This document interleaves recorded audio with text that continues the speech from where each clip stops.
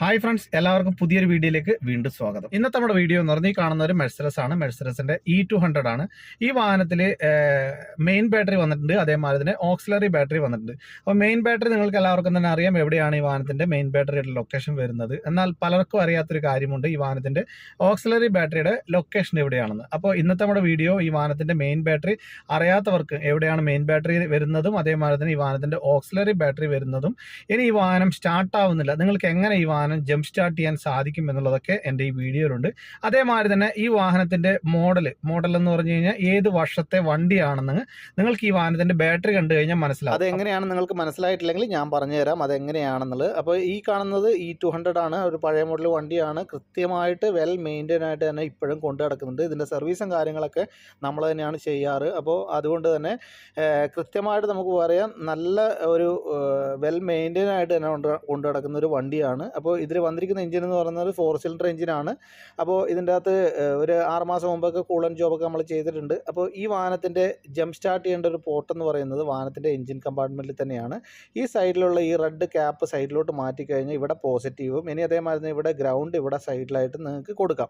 ഇനി ഈ വാഹനത്തിൻ്റെ ബാറ്ററി വരുന്നത്, മെയിൻ ബാറ്ററി വരുന്നത് ഇതിൻ്റെ അടിവശത്തായിട്ടാണ്. അപ്പോൾ ഈ ഒരു കവറും കാര്യങ്ങളൊക്കെ ഊരിയാൽ മാത്രമേ നമുക്ക് ബാറ്ററി കാണാൻ സാധിക്കത്തുള്ളൂ. ഇനി ഈ വാഹനത്തിൻ്റെ ഓക്സിലറി ബാറ്ററി എന്ന് പറയുന്നത് വാഹനത്തിൻ്റെ ഡിക്കിക്കകത്താണ് ഇതിൻ്റെ ഓക്സിലറി ബാറ്ററി വരുന്നത്. അപ്പോൾ ഓക്സിലറി ബാറ്ററി ഈ കവർ മുകളിലോട്ട് ഒന്നിച്ച് കഴിഞ്ഞാൽ ഇവിടെയായിട്ട് നിങ്ങൾക്ക് ഒരു ചെറിയൊരു സ്പെയർ ടയറും അതേമാതിരി തന്നെ ഈ സൈഡിലായിട്ട് ഒരു ബ്ലാക്ക് കവർ കാണാം. ഇതിൻ്റെ അകത്തായിട്ടാണ് ഇതിൻ്റെ ഓക്സിലറി ബാറ്ററി വരുന്നത്. ഞാൻ കംപ്ലീറ്റ് അഴിക്കുന്ന വീഡിയോ ഒന്നും ഞാൻ നിങ്ങളെ കാണിച്ചു തരുന്നില്ല. ഇതുണ്ടല്ലോ, ഇവിടെയായിട്ട് നിങ്ങൾക്ക് ബാറ്ററി കാണാം. ഒരു അത്യാവശ്യം വലുപ്പമുള്ള ഒരു ബാറ്ററി തന്നെയാണ്. ഇനി ഞാൻ നിങ്ങളോടൊരു ചോദ്യം ചോദിക്കാം. ഈ ഓക്സിലറി ബാറ്ററി ഫോൾട്ടി ആയിക്കഴിഞ്ഞാൽ എന്തൊക്കെ സിംറ്റംസ് ആണ് വാഹനങ്ങളിൽ കാണിക്കുന്നത്? അതേമാതിരി തന്നെ ഈ ഓക്സിലറി ബാറ്ററി എന്തിനൊക്കെ വേണ്ടിയിട്ടാണ് കൊടുത്തിട്ടുള്ളത്? അറിയാമെങ്കിൽ താഴെ കമൻറ്റ് ചെയ്യുക. ഇനി അറിയാൻ താല്പര്യമുള്ളവർക്ക് ഞാനൊരു വീഡിയോ ചെയ്യുന്നതാണ്.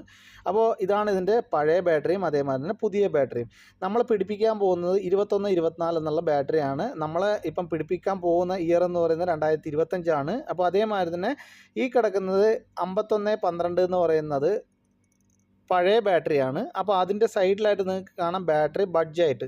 അപ്പോൾ ആക്ച്വലി എന്ന് പറയുന്നത് ഈ വാഹനം 2012 അല്ല, ഈ വാഹനം എന്ന് പറയുന്നത് 2013 ആണ്. 13-ൽ 12 മാനുഫാക്ചറിങ് ഡേറ്റ് ഒക്കെ അങ്ങോട്ടും ഇങ്ങോട്ടൊക്കെ കുറച്ച് വരാം.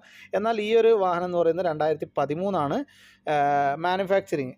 ആസ് പെർ ചേസ് നമ്പർ പ്രകാരം വാഹനം 2013 ആണ്. അപ്പോൾ എന്നിരുന്നാലും 2013 ചേർന്ന് തന്നെ ആയിട്ടുണ്ട് ഇതിൻ്റെ ബാറ്ററി എന്ന് പറയുന്നത് 51 വീക്ക്. അതേമാതിരി തന്നെ 2012 ബാറ്ററി. അപ്പോൾ നമ്മളിപ്പോൾ വാഹനം സ്റ്റാർട്ടിങ് ചെയ്തു, വേറെ പ്രശ്നമോ കാര്യങ്ങളോ ഒന്നും തന്നെ ഇല്ല. ഇനി അതേമാതിരി തന്നെ ഇങ്ങനെയുള്ള വർക്കും കാര്യങ്ങളും നിങ്ങൾക്ക് ചെയ്യാൻ താല്പര്യമുണ്ടെങ്കിൽ നിങ്ങൾക്ക് സമീപിക്കാൻ പറ്റിയ നല്ലൊരു വർക്ക്ഷോപ്പാണ് ആര്യ ഓട്ടോ എന്ന് പറയുന്നത്. ഇവിടെ എല്ലാത്തരം ജർമ്മൻ അമേരിക്കൻ വാഹനങ്ങൾ ടെക്നിക്കൽ സപ്പോർട്ടും അതേമാതിരി തന്നെ വർക്കും കാര്യങ്ങളൊക്കെ ചെയ്യാൻ സാധിക്കുന്നതാണ്. അപ്പോൾ വീഡിയോ ഇഷ്ടപ്പെട്ടെങ്കിൽ മറക്കാതെ ചാനൽ സബ്സ്ക്രൈബ് ചെയ്യുക, എന്നെ സപ്പോർട്ട് ചെയ്യുക.